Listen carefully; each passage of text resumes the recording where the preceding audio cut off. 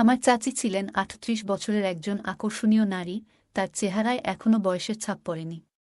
তাই তাকে দেখলে মনেই হয় না যে তার এত বয়স হয়েছে। তাই তাকে অনেক সুন্দর দেখায়, কিন্তু তিনি আমাদের বাড়িতে একজন সাহায্যকর্মী হিসেবে কাজ করতেন। একদিন চাচি বললেন যে তিনি আমার পায়ে তেল লাগিয়ে ম্যাসাজ করবেন। আমি বারবার বললাম, না চাচি, এটা ঠিক হবে না। কিন্তু তিনি আমার ঘরে এসে আমার পায়ে তেল লাগাতে লাগলেন, যা আমার মধ্যে এক নতুন আবেগের উন্মেষ ঘটাল।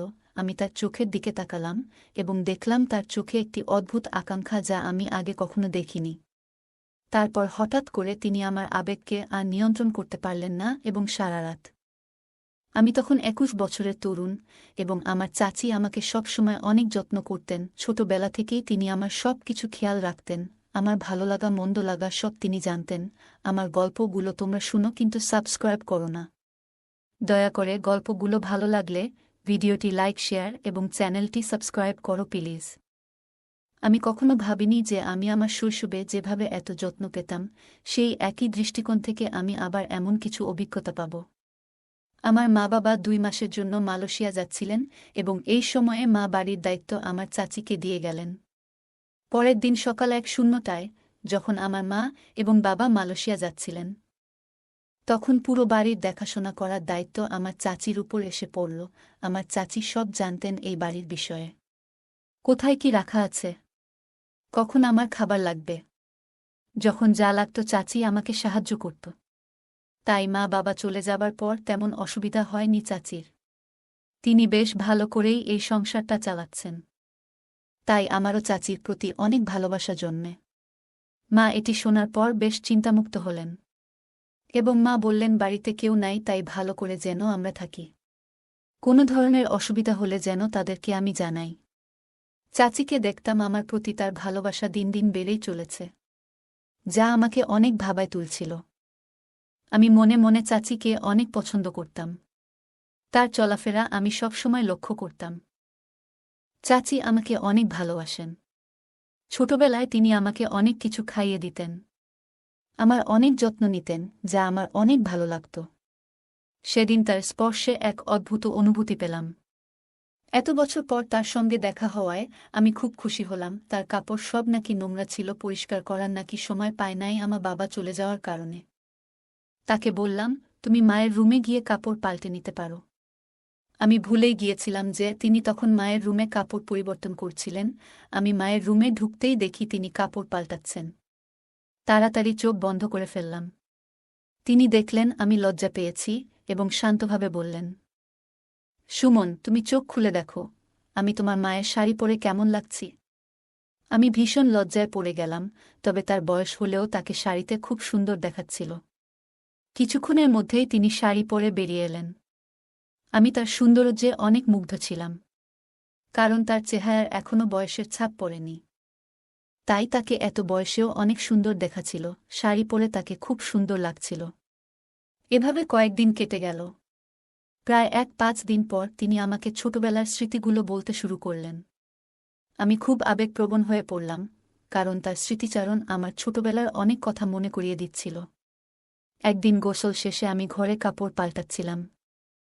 তখনই তিনি এসে বললেন, সুমন, আমার কাছে এসো, আজ আমি তোমাকে একটি আরামদায়ক মালিশ করে দেব। এমন কথা শুনে আমি খুব অবাক হয়ে গেলাম। আমি বললাম, না চাচি, আমি নিজেই করব।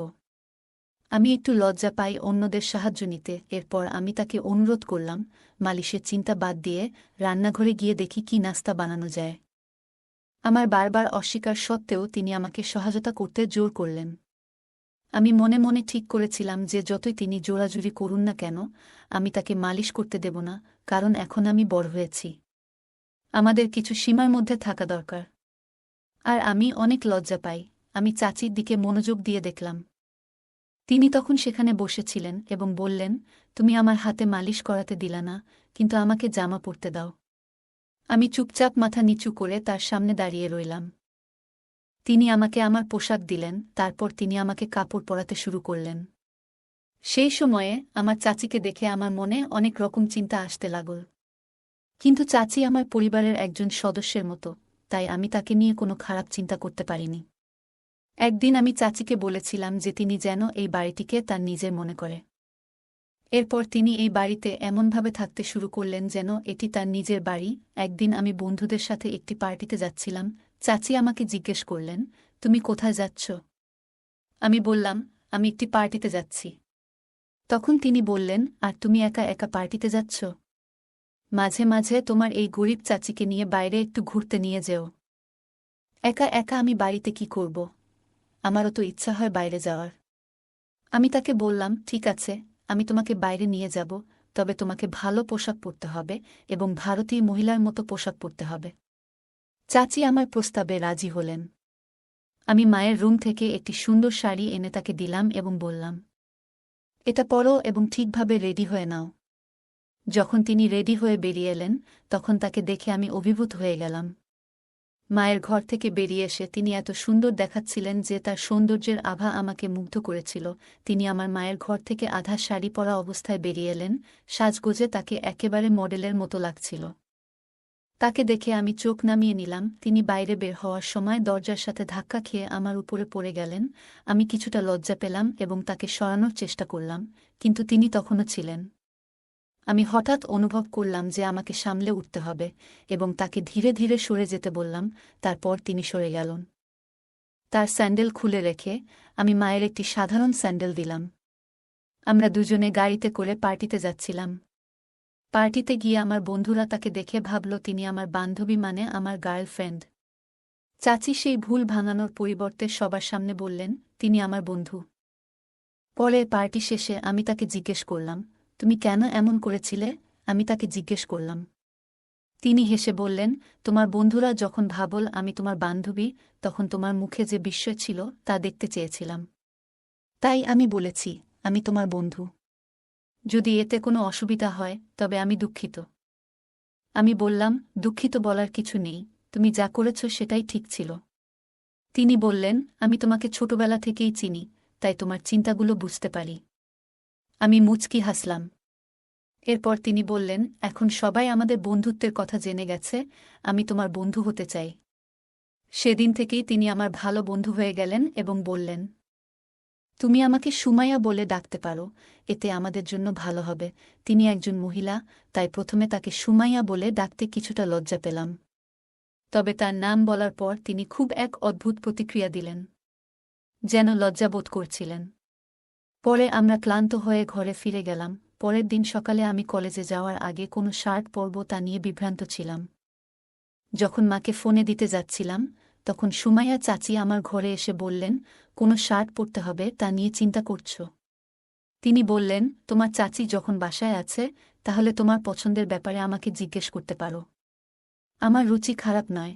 এরপর তিনি আমার পছন্দের একটি শার্ট দিলেন এবং আমি তা পরে কলেজে রওনা দিলাম। বিকেলে তিনি বললেন, তুমি খুব ক্লান্ত লাগছ, চলো আজ তোমার মাথায় তেল মালিশ করি।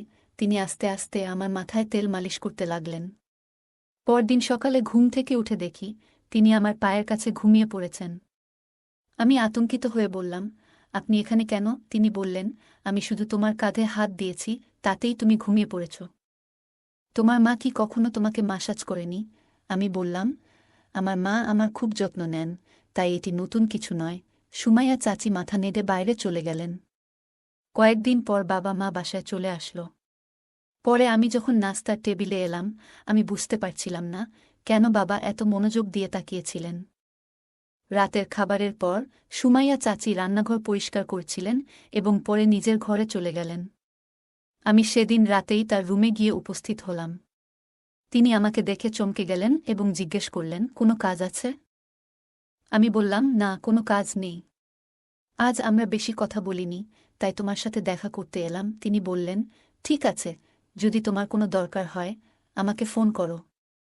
আমি এখানে আছি তোমার জন্য। কোনো প্রশ্ন না করেই তিনি আমাকে রাজি করালেন এবং আমি তার রুম থেকে বের হয়ে নিজের রুমে চলে গেলাম। পরদিন সকাল 9টায় উঠে দেখলাম নাস্তা এখনও তৈরি হয়নি।